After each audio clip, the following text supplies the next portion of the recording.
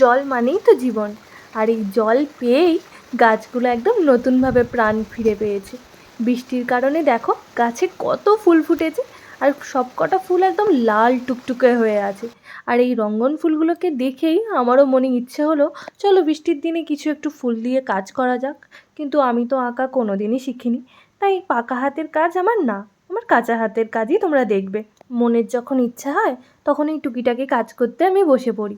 এখন এই কাচের গ্লাসগুলো ফাঁকা দেখে এতে ডিজাইন করতে বসে পড়েছি।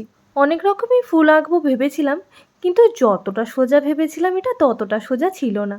যেহেতু আমি পারি না করতে, তাই হয়তো আমার পক্ষে এগুলো কঠিন লেগেছে, যারা পারে তাদের কাছে সহজ হতো। জানো, যখন এই লাল কালারটা দিয়ে ফুলগুলো করার চেষ্টা করছিলাম তখন প্রায় বারই এইটা ঘেঁটে ঘেঁটে যাচ্ছিল।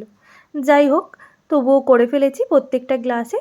আর তারপর সাদা কালারটা নিয়ে মাঝখানের কুঁড়িগুলো করেছি, কিন্তু এগুলো দেখে আমার একদম ভালো লাগছিল না, মনে হচ্ছিল সাদাটা এর সঙ্গে মানাচ্ছেই না। তাই আবার হলুদ কালারটাতে জল মিশিয়ে এটা দিচ্ছিলাম। হলুদ কালারটাও আমার প্রায় শেষ হয়ে গিয়েছে, তাই জল মিশিয়েই করতে হলো। তোমরা কিন্তু সাদা আর হলুদ দুটোই দেখলে, দেখে বলো তো এবার কোনটা বেশি ভালো লাগছে?